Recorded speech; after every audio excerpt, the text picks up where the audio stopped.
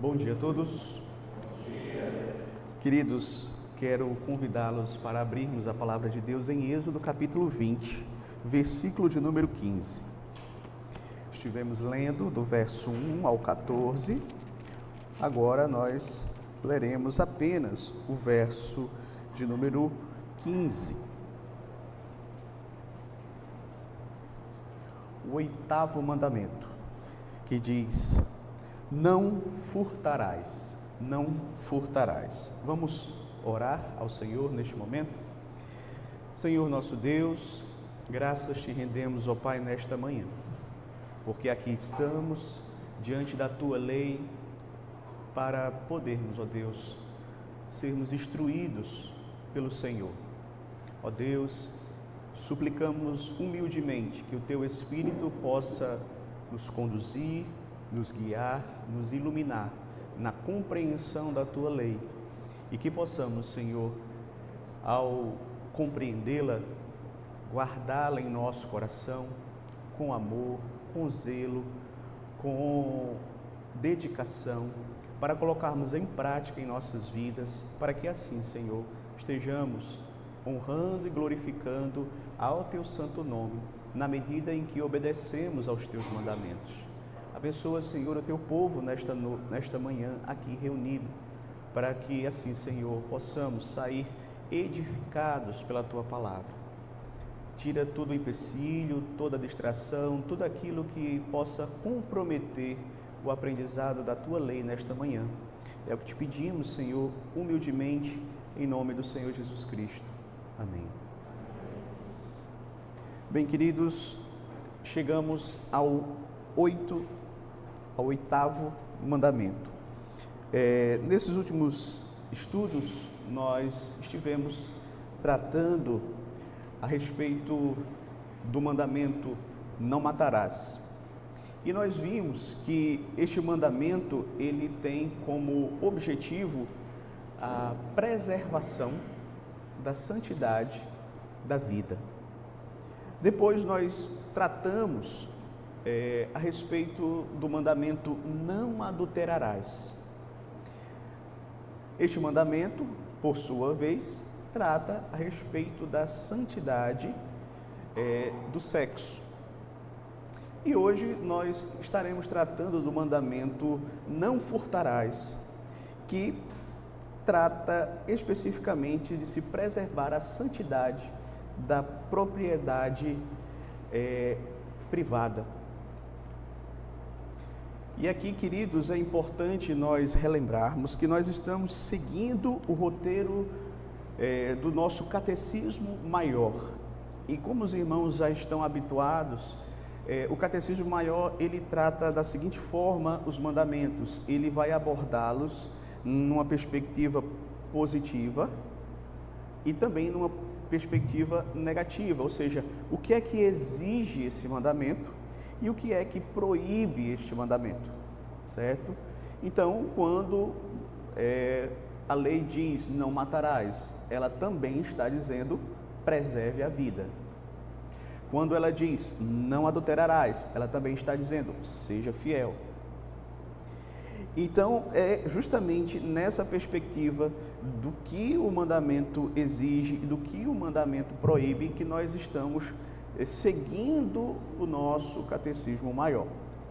Hoje nós vamos tratar especificamente aqui a respeito do 8º mandamento, não furtarás, ressaltando o que é que esse mandamento exige de nós, certo? Próximo domingo trabalharemos quais são os pecados proibidos neste mandamento. Então, é bom sempre nós lembrarmos como é essa didática do catecismo maior, entendendo que nós vamos observar também que o catecismo, ele sempre busca ampliar o entendimento do mandamento, ok? E ele não faz isso por acaso, ele segue a interpretação do Senhor Jesus Cristo. o Senhor Jesus Cristo nos autoriza a interpretarmos os mandamentos desse jeito, porque foi assim que ele interpretou. Por exemplo, ele interpretou o mandamento não matar, como também o não odiar. Ele disse: aquele que odeia o seu irmão já quebrou o mandamento no coração. O Senhor Jesus interpretou: não adulterarás, com um olhar lascivo. Aquele que olhar para uma mulher com intenção impura já adulterou com ela. Então, veja, o Catecismo Maior, os nossos símbolos de fé, eles não estão inventando uma interpretação, eles estão apenas seguindo a interpretação dada pelo Senhor Jesus Cristo. Como é que nós devemos interpretar os mandamentos da lei do Senhor, ok? Então, a pergunta 141 do nosso Catecismo Maior é a seguinte, vou ler, aqueles que estão com o Catecismo podem acompanhar, aqueles que não, peço que ouçam com atenção. Veja só. Quais são os deveres exigidos no 8º mandamento? Resposta: os deveres exigidos no 8º mandamento são a verdade, a fidelidade e a justiça nos contratos e no comércio entre os homens, dar a cada um aquilo que lhe é devido, restituir aos donos legítimos os bens tirados deles ilicitamente, dar e emprestar gratuitamente, conforme nossos recursos e as necessidades dos outros, moderar os nossos juízos, desejos e sentimentos relativos aos bens mundanos, o cuidado e a busca providentes para obter, guardar, usar e dispor das coisas necessárias e convenientes à sustentação da nossa natureza e apropriadas à nossa condição, ter um meio de vida lícito e empenhar-se nele, a frugalidade, evitar processos judiciais, fianças ou outras demandas semelhantes e o esforço por todos os meios justos e lícitos de procurar preservar e aumentar a riqueza e o estado exterior tanto de outros quanto o nosso próprio. Veja, nós temos aqui bastante conteúdo para trabalharmos nesta manhã, certo? Mas eu tentarei trazer uma visão geral desta resposta, obviamente embasando nas Escrituras, ok? Então, como é que nós vamos proceder? Como temos feito? Eu vou analisar essa resposta e partir para as Escrituras, mostrando os princípios aqui ensinados, ok? Então, primeiro, o que é que o 8º mandamento, não furtarás, exige de nós? Exige a verdade, a fidelidade e a justiça nos contratos e comércio. Veja só, o catecismo ele vai justamente começar ressaltando esse ponto. Ele diz assim: os deveres exigidos no 8º mandamento são a verdade, a fidelidade e a justiça nos contratos e no comércio entre os homens. Então, observe que o 8º mandamento, ele não trata somente a respeito do não furtar. Nós vamos perceber também que ele chama o povo de Deus a ter uma postura correta no que diz respeito às nossas relações comerciais, aos nossos contratos.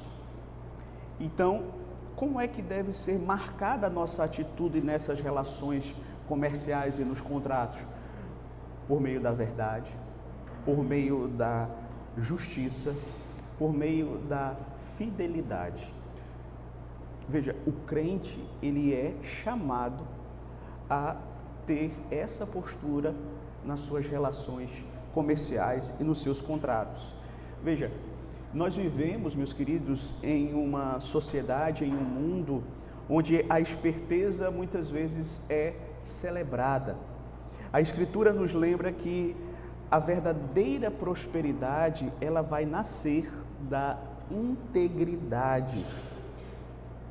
Nós devemos buscar trabalhar e estabelecer relações comerciais de forma honesta, de forma íntegra, revelando assim no nosso procedimento o caráter de Deus.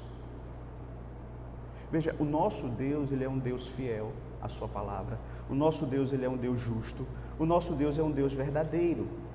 E nós somos chamados a espelhar o caráter de Deus nas nossas relações, inclusive quando se trata de relações comerciais.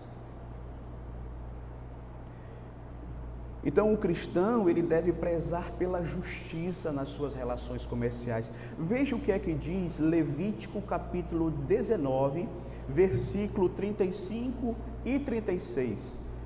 Veja o que é que Deus ensina ao seu povo. Não cometereis injustiça no juízo, nem na vara, nem no peso, nem na medida. Balanças justas, pesos justos, efa justo e justo rim tereis.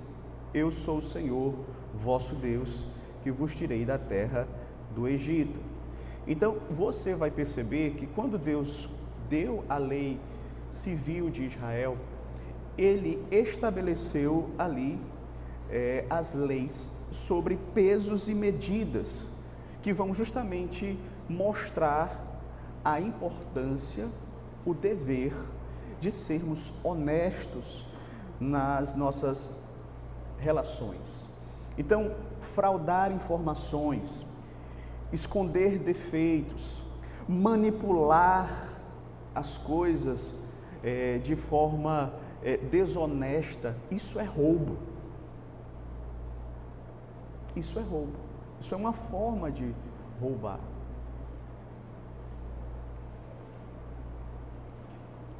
Então, eu devo ser verdadeiro, eu devo ser justo, eu devo ser fiel àquilo que eu me comprometi, porque ao fazer isto, eu estou revelando o caráter de Deus e eu estou também demonstrando amor para com o meu próximo, seja ele uma pessoa crente ou não.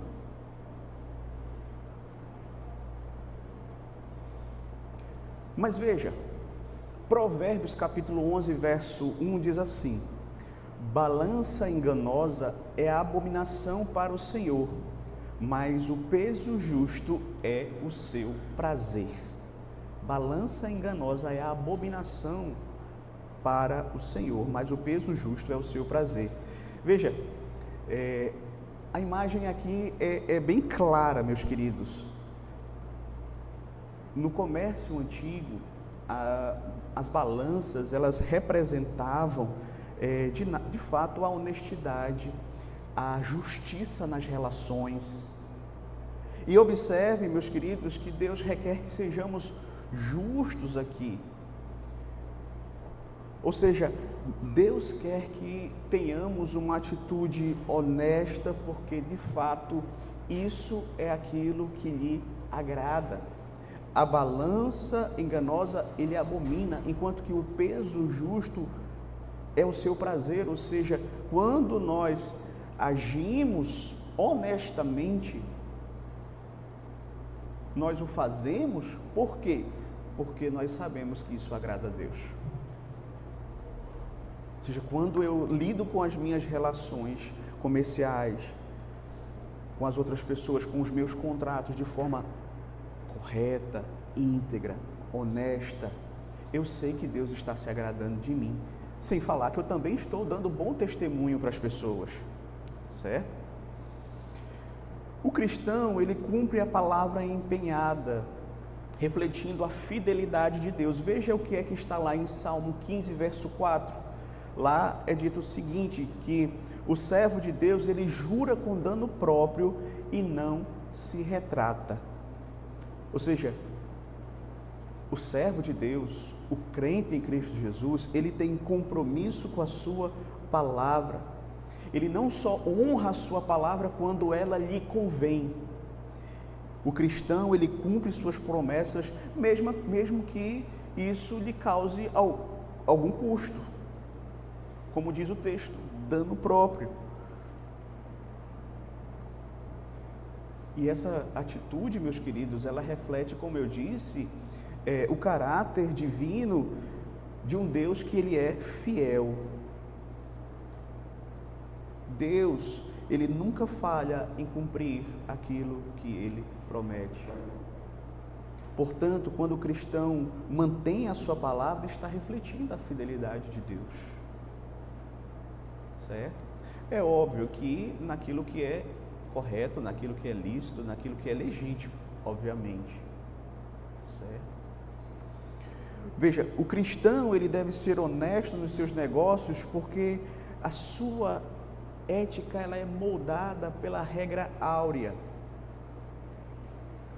Os irmãos lembram que lá em Mateus capítulo 7, versículo 12, Jesus disse o seguinte: tudo quanto, pois, quereis que os homens vos façam, assim fazei-o vós também a eles, porque esta é a lei e os profetas. Ou seja, Jesus nos chama a tratar os outros como nós gostaríamos de ser tratados, certo? Ou seja, você deve perguntar a si mesmo: se eu estivesse no outro lado, se eu estivesse no lugar do próximo, eu ia gostar de ser enganado com mentiras, ou eu desejaria ser tratado com honestidade e ser informado da verdade? Se você faz essa pergunta, a questão já vai ficar clara. Então, meus queridos, esse é o primeiro ponto que eu gostaria de destacar. Nós somos chamados a ter uma atitude, uma postura, uma conduta nas nossas relações comerciais, nos nossos contratos de justiça, de verdade, de fidelidade, ok? Mas o catecismo também ressalta uma segunda exigência que este mandamento requer de nós, que é deixar de dar a cada um que lhe é devido. Deixar de dar a cada um que lhe é devido é o mesmo que roubar. Então, eu devo dar a cada um o que lhe é devido. Essa é uma verdade que também você vai observar aqui. Na continuação da resposta diz assim: dar a cada um aquilo que é devido. E quando você deixa de fazer isso, quando você deixa de dar a cada um que lhe é devido, você está roubando. E aqui esse ponto, ele é importante, meus queridos, porque a justiça bíblica, ela não é apenas negativa, ou seja, eu não estou apenas preocupado em não prejudicar o outro, mas eu também, de forma positiva, eu tenho esse dever de honrar o outro, de respeitar o outro, de reparar o outro. O apóstolo Paulo, quando ele escreve aos Romanos, lá no capítulo 13, verso 7, ele vai justamente tratar desse princípio, quando ele diz assim: pagai a todos o que lhe é devido, a quem tributo, tributo, a quem imposto, imposto, a quem respeito, respeito, a quem honra, honra. Então, como cristão, eu devo dar a cada um aquilo que lhe é devido. Quando eu me omito de cumprir a minha obrigação em relação a isso, eu estou sendo injusto. Então, negligenciar impostos, compromissos, responsabilidades, é você quebrar o 8º mandamento. Na continuação aqui, Paulo vai dizer assim: a ninguém fiqueis devendo coisa alguma, exceto o amor com que vos ameis uns aos outros. Então, quando nós deixamos de dar aquilo que é devido ao outro, nós não apenas estamos sendo desonestos, mas nós também estamos demonstrando falta de amor para com o próximo.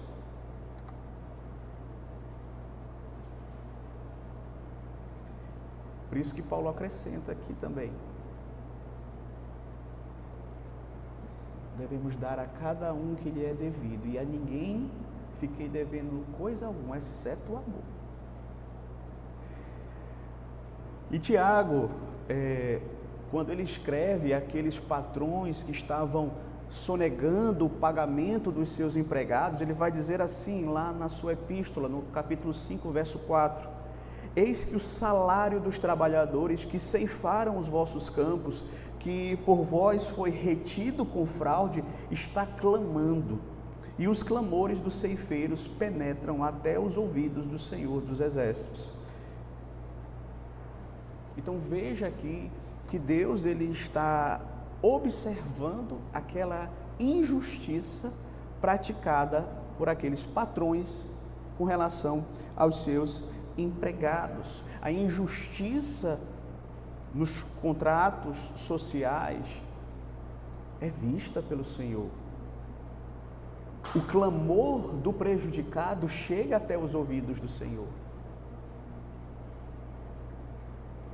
Então perceba que a nossa vida, no que diz respeito a essas relações, ela faz parte da nossa vida espiritual, sim.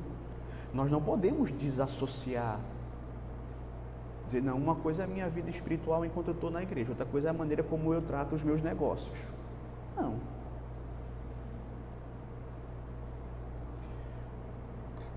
Então esse é um ponto que também nós precisamos compreender. Devemos agir de maneira justa, de maneira verdadeira, de maneira fiel, mas também devemos dar ao outro aquilo que lhe é devido, porque se eu não dou, eu estou furtando.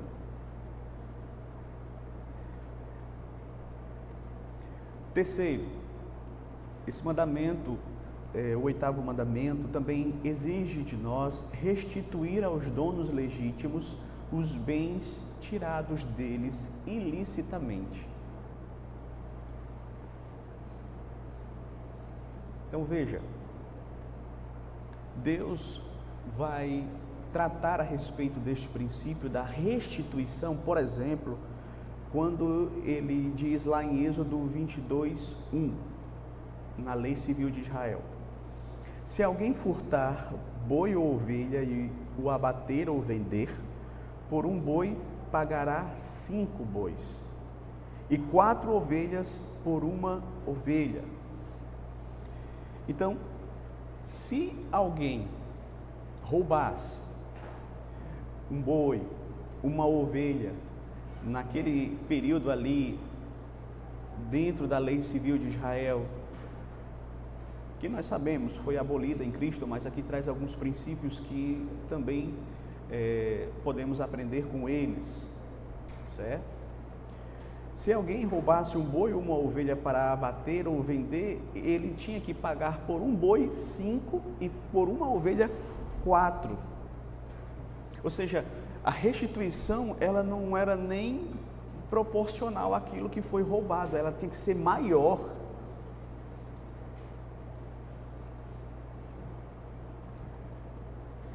Ou seja, não era apenas uma questão de aquele que roubou fazer um reconhecimento verbal, não, eu estou arrependido, eu roubei, tal. Não, ele tinha que restituir. Ele tinha que fazer uma reparação concreta. E é interessante que a conversão genuína produz desejo espontâneo de reparar injustiças. Quando alguém realmente se converte, ele tem esse desejo de reparar injustiças. E o exemplo clássico nas Escrituras é o exemplo de Zaqueu. Quem lembra do exemplo de Zaqueu? Está lá em Lucas 19, do 8 ao 9. Quando ele tem um encontro com o Senhor Jesus, quando ele é convertido ao Senhor Jesus, Veja, Zaqueu, ele tinha um passado muito complicado, mas a partir daquele momento ele queria ser um novo homem. E ele então tem esse desejo no coração de reparar as injustiças que ele praticou. E aí lá é dito assim: entre mentes, Zaqueu se levantou e disse ao Senhor: Senhor, resolvo dar aos pobres a metade dos meus bens. E se em alguma coisa tenho defraudado alguém, restituo 4 vezes mais. Então Jesus lhe disse: hoje houve salvação nesta casa, pois que também este é filho de Abraão. E note aqui que a restituição não foi diretamente exigida dele, mas foi uma atitude espontânea dele. Então brotou daquele coração que havia sido alcançado pela graça.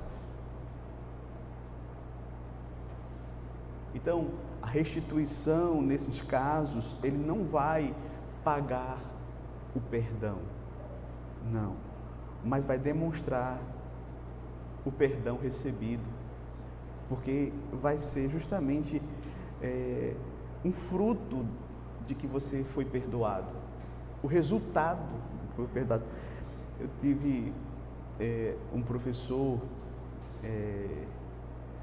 lá no mestrado que ele falou, uma vez ele compartilhou conosco que antes de ser crente ele trabalhava numa empresa, e ele disse assim, que quando ele se converteu, ele foi tomado por uma consciência de que ele estava errado e que ele precisava confessar ao dono da empresa que ele havia roubado a empresa. E ele chegou para o dono da empresa e disse: olha, eu quero dizer para o senhor que eu encontrei a Cristo, eu agora sou um novo homem, e eu quero lhe dizer que eu roubei durante muito tempo a sua empresa. E eu quero dizer uma coisa, e quero dizer mais, eu roubei e não foi pouco, foi muito. Tanto que eu nem sei como calcular. E aí, o dono da empresa ficou, assim, né, impressionado e ao mesmo tempo sem saber o que fazer. Aí ele disse assim: olha, sabe uma coisa? Continue indo lá nessa igreja que você está indo. Continue indo para essa igreja. Mas vem isso, né? O Augusto Nicodemos também fala de uma situação em que na sua juventude, antes de ser crente, ele havia assaltado um posto, né? E depois que ele se converteu, ele foi lá, ele conversou com o dono do posto. Então perceba, queridos, que a questão da restituição, ela é importante, ela é necessária. Reparar o mal praticado naquilo que você pode reparar, naquilo que você ainda tem condições de reparar. Mas veja, o mandamento também exige de nós que nós devemos dar e emprestar gratuitamente na medida do possível para ajudar os outros em suas necessidades. Isso também é algo que é recomendado no mandamento, com base em textos como Deuteronômio capítulo 15, do 7 ao 8, quando Deus diz ao seu povo: quando entre ti houver algum pobre de teus irmãos em alguma das tuas cidades, na tua terra, que o Senhor teu Deus te dá, não endureçais o teu coração, nem fecharás as mãos a teu irmão pobre, antes lhe abrirás de toda a mão e lhe emprestarás o que lhe falta, quanto baste para a sua necessidade. Então, veja, Deus aqui, ele está justamente orientando o povo a dizer: não endureça o seu coração, não feche a mão diante do necessitado. E é interessante porque a linguagem aqui, ela é intencional da palavra de Deus, né? Deus fala em endurecer o coração, em fechar a mão. Por quê? Porque primeiro a avareza, ela nasce no coração. Então nós devemos ter uma atitude de generosidade. Tiago vai dizer que se uma pessoa tem conhecimento de que um irmão está passando necessidade e o deixa pedir, dizer: não, pode ir embora, de fato, ele não ama. Porque o amor é evidenciado não só nas suas palavras, mas também nos seus atos.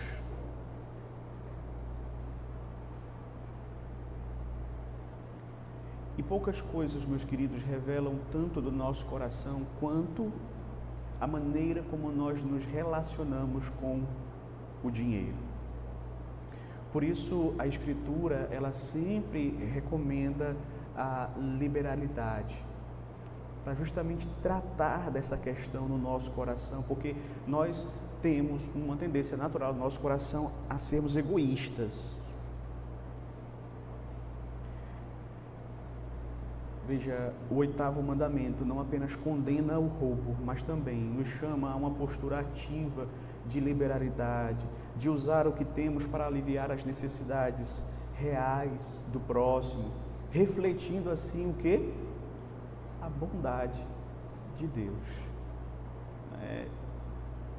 O próprio apóstolo Paulo vai dizer na carta aos Efésios: aquele que furtava, não furte mais, antes trabalhe para ter com que ajudar o necessitado. Outra atitude que o 8º mandamento exige de nós, exige uma postura moderada para com os bens materiais, uma postura sábia para com os bens terrenos, uma postura prudente para com aquilo que possuímos aqui neste mundo. O catecismo diz assim: moderar os nossos juízos e desejos e sentimentos relativos aos bens mundanos. Interessante isso. Veja, o Senhor Jesus Cristo, lá em Mateus capítulo 15, verso 19, ele diz assim: porque do coração procedem maus desígnios, homicídios, adultérios, prostituições, furtos. Ou seja, o pecado externo, ele é precedido por um movimento interno no coração. Antes que alguém pegue o que não lhe pertence, o coração já foi, de algum modo, contaminado pela cobiça, pela insatisfação e muitas vezes pela inveja também. Então, é isso que o catecismo está justamente ressaltando aqui. Nós devemos ter uma atitude moderada com relação aos bens deste mundo. Quando nós desejamos de uma maneira desordenada os bens materiais, isso vai evidenciar idolatria em nosso coração. Isso acontece, queridos, porque de fato nós muitas vezes tiramos Deus do centro das nossas vidas e colocamos os bens deste mundo, porque nós de fato atribuímos a estes bens a nossa segurança, a nossa identidade, a nossa felicidade, a nossa satisfação. E esse é o lugar de Deus na nossa vida. Mas nós achamos que se nós não tivermos aquilo que nós desejamos, nós não vamos ser felizes, nós realmente não vamos estar seguros, nós não vamos estar realmente satisfeitos. Por quê? Porque aquele bem que nós tanto desejamos ocupa o lugar de Deus no nosso coração. Por isso, ter uma atitude moderada para com os bens materiais não significa que você vai desprezar os bens materiais. Não, eu não ligo para isso, eu trato de qualquer forma, porque são bens materiais. Não, também não é assim. Devemos evitar os exageros nesse aspecto. Mas que você vai receber os bens materiais como dádivas de Deus, como dádivas que não substituem doador, certo? Que não vão tomar no coração o lugar do doador. Só que para que você possa ter essa atitude moderada para com os bens materiais, você precisa ter, antes de tudo, sabe o quê? contentamento. Gratidão. Você precisa estar satisfeito em Deus. E aí você vai conseguir, a partir disso, se relacionar corretamente com aquilo que você possui. Calvino dizia que o nosso coração é uma fábrica de ídolos.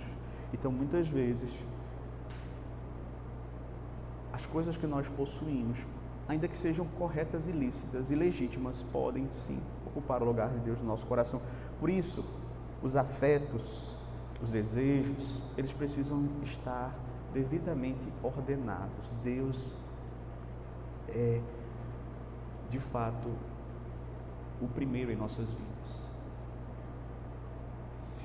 Mas o mandamento, o 8º mandamento, não furtar, também exige de nós, de acordo com o catecismo, a mordomia fiel dos recursos que nós recebemos. Isso fica claro quando o catecismo diz assim: o cuidado e a busca providentes para obter, guardar, usar e dispor das coisas necessárias e convenientes à sustentação da nossa natureza e apropriadas à nossa condição. Veja, a Bíblia, meus queridos, ela nos ensina a confiarmos plenamente na providência de Deus. Isso é fato. Mas ela nunca vai, com base nesta confiança, usar como desculpa para sermos negligentes com as nossas responsabilidades.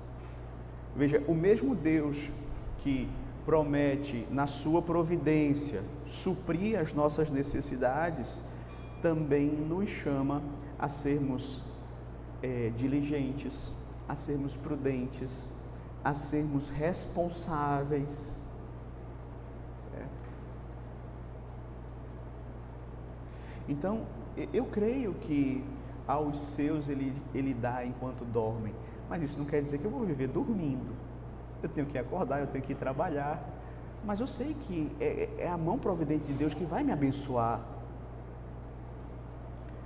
Então, o 8º mandamento não trata apenas de evitar injustiças, mas também de cultivar uma vida correta, na qual nós buscamos honestamente os meios de sustento, na qual nós administramos corretamente os bens que nós possuímos. Por quê? Porque nós entendemos que nós somos mordomos aqui neste mundo, que Deus nos concede essas dádivas para que possamos administrá-las para a sua glória. Você sabia disso? Que os bens que Deus te deu são dádivas que você deve administrar para a glória dele? É isso mesmo. Ah, pastor, então quer dizer que não é exclusivamente para o meu proveito? É para o seu proveito, mas sobretudo para a glória dele. Certo? Provérbios 27 e 23 diz assim: procura conhecer o estado das tuas ovelhas e cuida dos teus rebanhos. Ou seja, o texto nos ensina, meus queridos, que nós devemos ter cuidado com aquilo que Deus nos confiou. Deus nos concede dádivas materiais para que possamos, como eu disse, administrá-las para o nosso bem e, sobretudo, para a glória dele. O ensino aqui vai além do cenário agrícola, certo? Trata-se de um princípio espiritual, o princípio da mordomia. Deus confia bens, oportunidades e responsabilidades e espera que sejamos zelosos com aquilo que Ele nos deu. Deus não nos dá bens para que a gente seja negligente, para que a gente seja esbanjador, para que a gente use de maneira irrefletida, mas para que eu utilize esses bens de forma sábia. Na continuação, o sábio ainda acrescenta, veja só: procura conhecer o estado das tuas ovelhas e cuida dos teus rebanhos, porque as riquezas não duram para sempre. Observe que o sábio reforça aqui a ideia de que os recursos, eles não são permanentes em si mesmos. Ele nos lembra que as riquezas, elas podem desaparecer, mas o cuidado diligente preserva, o cuidado diligente multiplica aquilo que lhe foi confiado. Então, meus queridos, isso é ser um administrador fiel das dádivas que nós recebemos. E ao fazê-lo, nós estamos demonstrando gratidão a Deus pelo que nós recebemos das mãos dele. Quando nós agimos assim, queridos, nós estamos reconhecendo que tudo que nós temos veio das mãos de Deus. E nós estamos usando de uma forma que honre o doador. Ok? Mas veja só, o texto também da confissão ressalta que o mandamento exige de nós o trabalho diligente, certo? O texto diz assim: ter um meio de vida lícito e empenhar-se nele. Veja, o mandamento, o 8º mandamento, ele acaba atingindo, alcançando, inclusive, a minha esfera profissional. Para não cairmos no pecado do furto, nós precisamos trabalhar num trabalho lícito e trabalhar de forma diligente, não é de qualquer forma. E aqui eu lembro mais uma vez do texto do apóstolo Paulo, né? Aquele que furtava, não furte mais, antes trabalhe, fazendo com as próprias mãos o que é bom, para que tenha com que acudir o necessitado. Veja que é colocado aqui um contraste. O trabalho honesto, ele vai substituir a prática do furto. A vida transformada pela graça de Deus abandona ganhos injustos e passa a buscar o sustento de forma digna, de forma correta, de forma honesta. É interessante que Paulo até fala aqui, né? Trabalhe fazendo com as próprias mãos o que é bom. E quando ele diz assim, o que é bom, ele está falando e destacando a qualidade do trabalho, ou seja, não basta trabalhar, eu tenho que trabalhar numa atividade lícita, justa, moralmente correta, boa. Mas o texto também vai adiante e fala sobre o dever da sobriedade. Só que o texto da confissão, ele menciona uma palavrazinha que não é muito conhecida nossa. Ele diz que o 8º mandamento exige de nós a frugalidade. A frugalidade, até um trava-língua, né? Então, vivemos numa cultura, meus queridos, que de fato associa a felicidade com o consumo exagerado, com você ter para esbanjar para os outros. Valoriza o que nós chamamos de, o que se chama hoje, né, também de ostentar. Então, mas as escrituras, ela é contracultural nesse sentido. Por quê? Porque ela nos chama a termos uma atitude de sobriedade, uma atitude de prudência, que é a ideia aqui de frugalidade, certo? Então, longe de significar avareza, essa frugalidade é a capacidade de nós usarmos os nossos recursos com sobriedade, com sabedoria, com prudência. Aqui no contexto do 8º mandamento, a frugalidade nos ensina a honrar a Deus com os bens, e isso inclui não desperdiçar, não viver dominado pelos excessos, não confundir ostentação com uma vida feliz. Um exemplo que é bastante instrutivo vem do próprio Senhor Jesus Cristo a respeito deste assunto. Logo após a multiplicação dos pães, uma vez que eles tinham comido, veja só que o Senhor Jesus instruiu. João 6,12. E quando já estavam fartos, disse Jesus aos seus discípulos: recolhei os pedaços que sobraram, para que nada se perca. Então, mesmo em um milagre, não é, caracterizado pela abundância, Jesus valoriza o cuidado com os recursos. E isso mostra que a frugalidade não nasce da escassez, mas do reconhecimento de que tudo que temos veio das mãos de Deus, pertence a Deus e deve ser administrado com zelo para a glória de Deus. Provérbios 21:20 diz assim: tesouro desejável e azeite há na casa do sábio, mas o homem insensato os desperdiça.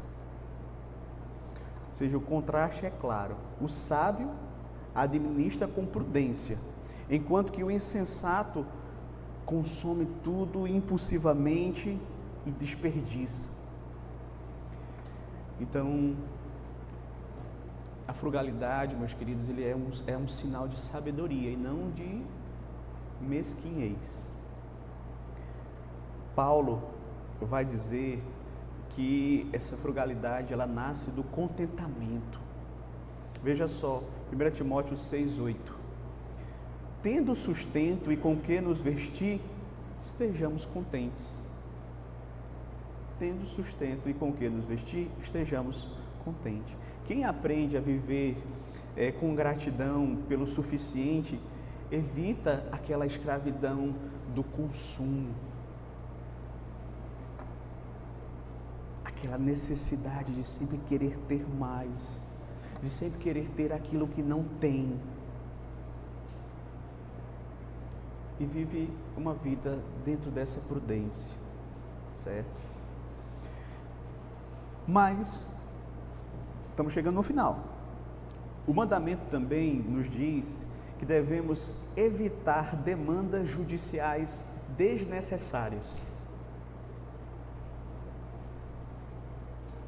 O catecismo menciona o seguinte: evitar processos judiciais, fianças e outras demandas semelhantes. Então, a vida, meus queridos, em sociedade, nós sabemos, inevitavelmente produz conflitos, inclusive no que diz respeito às nossas relações comerciais, à nossa vida financeira, vamos dizer assim. Contudo, a ética do 8º mandamento nos chama a termos uma visão um pouco mais elevada do que simplesmente reivindicar os nossos direitos. Somos chamados a buscarmos a paz, a prudência, ao amor, evitando disputas judiciais desnecessárias, compromissos imprudentes, para evitarmos contendas, para evitarmos prejuízos também, certo? Então, essa parte do Catecismo Maior nos lembra que a justiça cristã, ela não é precipitada, ela não é litigiosa, ela é guiada pela sabedoria e pelo desejo de preservar os relacionamentos, de preservar a integridade.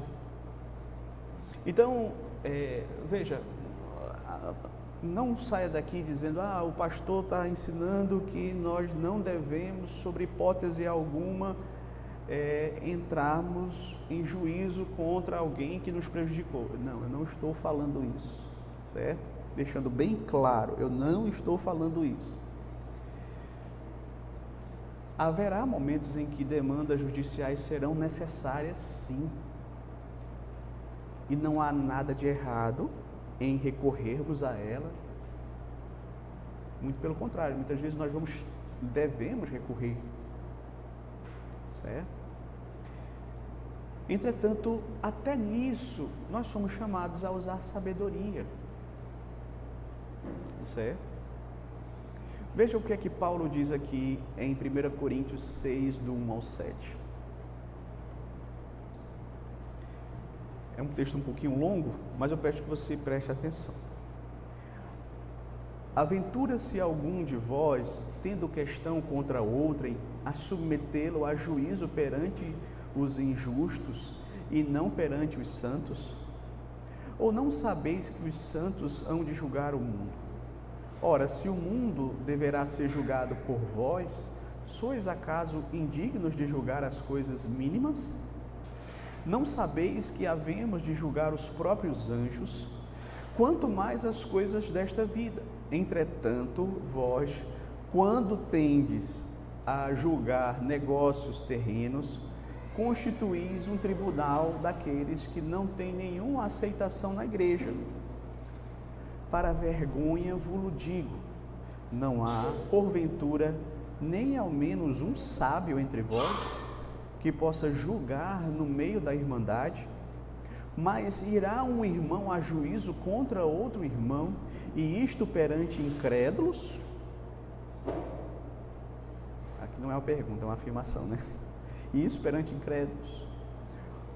O só existir entre vós demanda já é completa derrota para vós outros, porque não sofreis antes a injustiça, porque não sofreis antes o dano.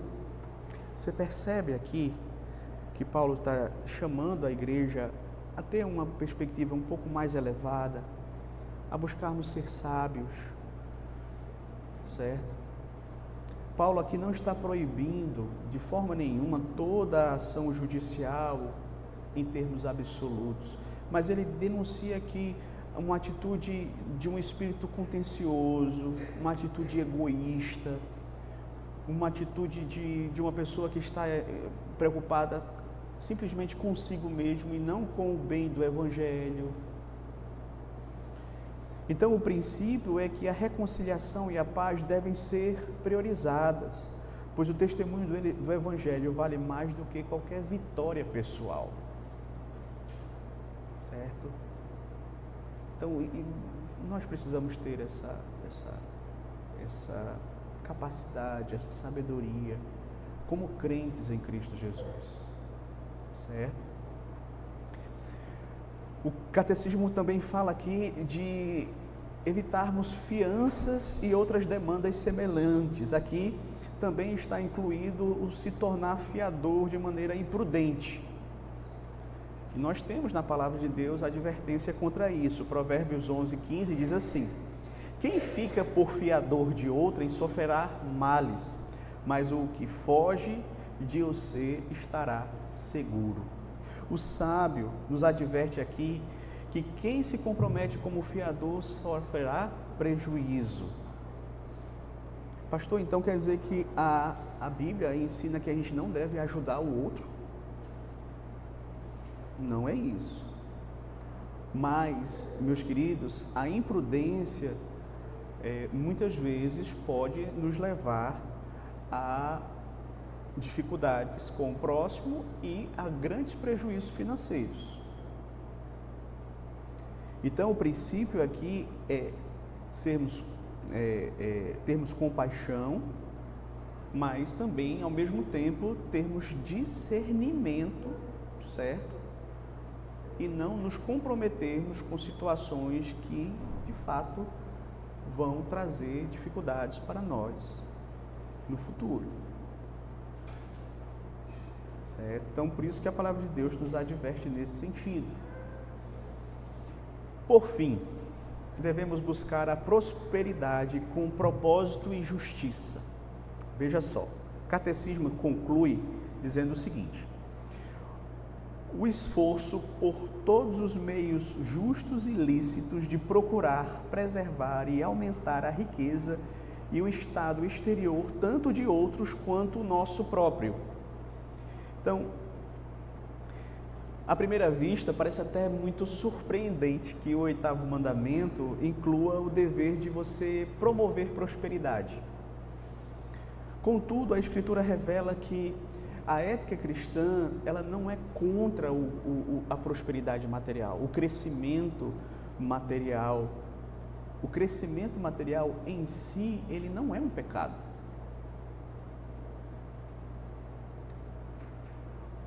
o ter dinheiro não é o problema é o amor ao dinheiro. Esse é o problema, certo? E você vai ver pessoas pobres que amam muito o dinheiro. Por outro lado, você vai encontrar pessoas piedosas que são abastadas e que têm uma relação com o dinheiro extremamente que glorifica a Deus.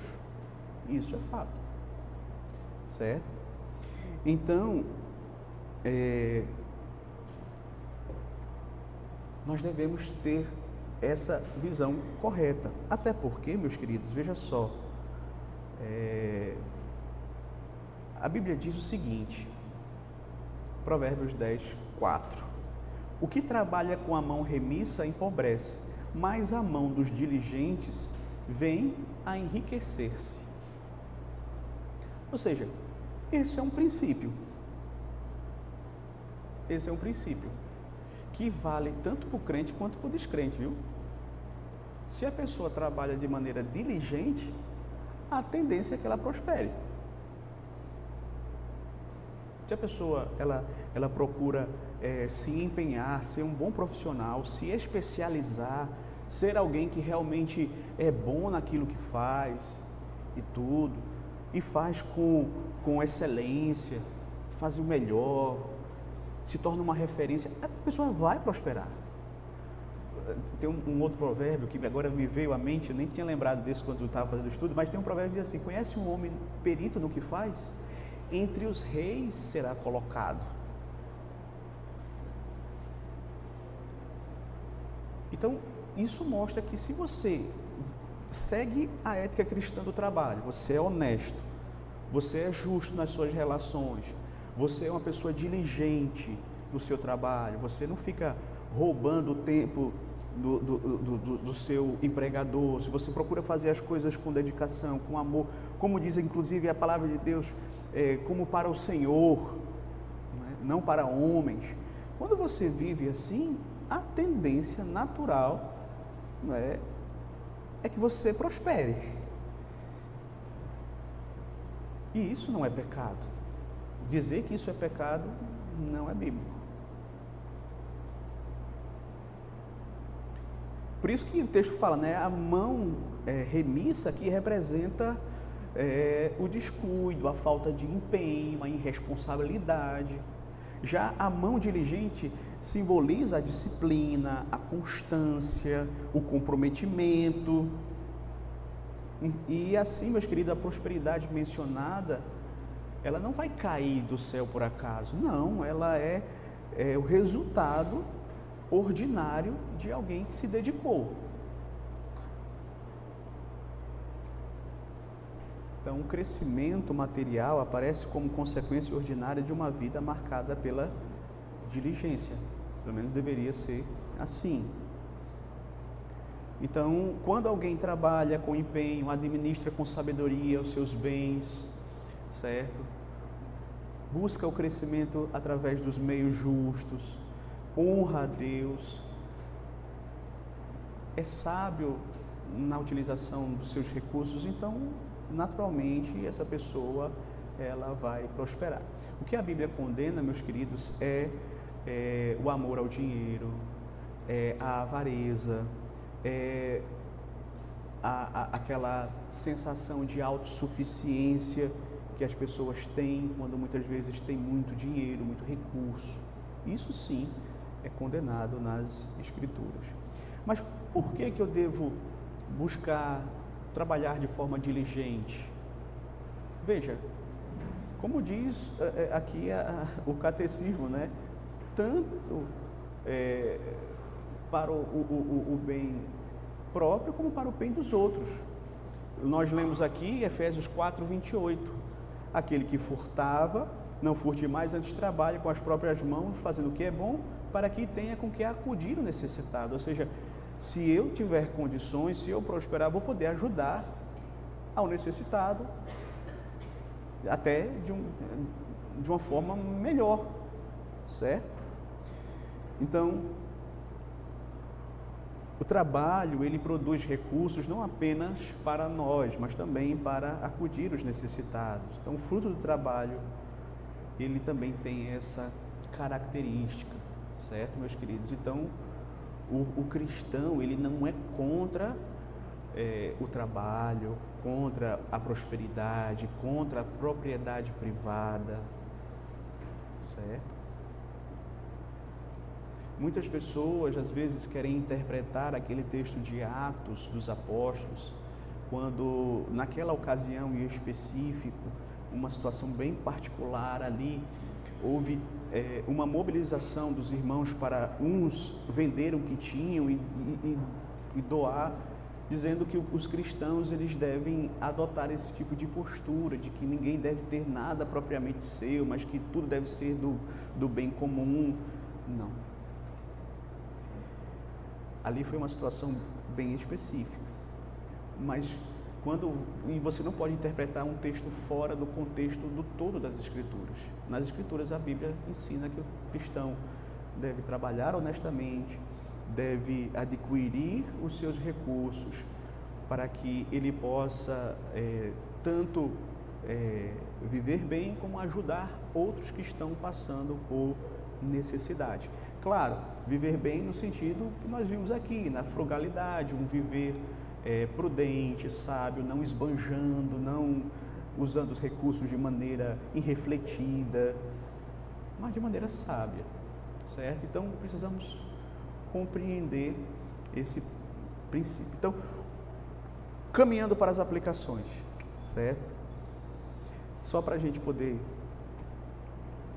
Veja, é importante, queridos, esse estudo ele nos chama a atenção a examinar seriamente como é que nós estamos lidando com o dinheiro, com o trabalho, com os nossos compromissos. A obediência ao 8º mandamento não se limita a evitar o roubo explícito, mas envolve viver com honestidade, não é, em todas as áreas da nossa vida, cumprindo prazos, pagando aqueles a quem nós estamos devendo, falando a verdade nas nossas negociações, agindo com transparência, certo? Então, precisamos entender, meus queridos, que essa área da nossa vida também faz parte da nossa espiritualidade. Nós devemos ser santos, inclusive, na maneira como nós nos relacionamos socialmente, nos contratos e nas relações de comércio. Mas também, aqui esse estudo nos destaca que o nosso coração ele precisa estar livre da idolatria aos bens desse mundo. Ao longo do estudo nós vimos que o problema central não é o dinheiro, não é o bem material, não é a propriedade em si, mas é o amor a essas coisas. Por isso, uma aplicação essencial é desenvolver contentamento com aquilo que Deus nos dá, gratidão com aquilo que Deus nos dá, sobriedade, certo? Isso implica em aprender a desfrutar das dádivas que nós recebemos da parte do Senhor de maneira sábia, sem colocar nelas a nossa segurança, sem colocar nelas a nossa identidade. Nossa identidade está em Cristo. Nós somos novas criaturas, filhos de Deus. Não é aquilo que nós temos que nos identifica. Uma vida simples, generosa e equilibrada demonstra que a nossa esperança não está naquilo que nós possuímos, mas no Deus que tem nos abençoado, que tem providenciado tudo para o nosso sustento. E por fim, devemos buscar essa prosperidade com propósito e amor ao próximo. Veja, o 8º mandamento nos ensina que nossos recursos eles têm uma finalidade maior: servir a Deus, abençoar as outras pessoas. Assim devemos buscar o crescimento profissional, devemos buscar a estabilidade financeira de forma íntegra, mas sempre com a disposição de usar aquele bem que nós possuímos, sim, para o nosso próprio bem, com certeza, mas também para o bem do próximo.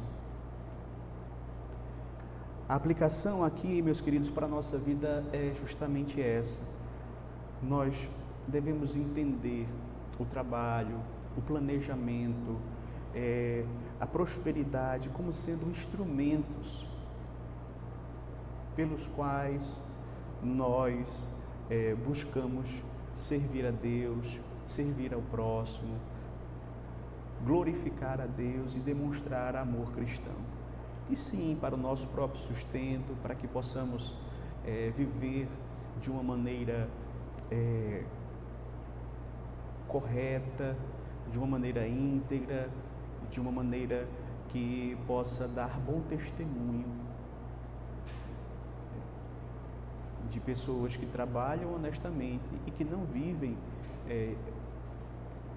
subtraindo, né? Uma outra forma de dizer furtar, né?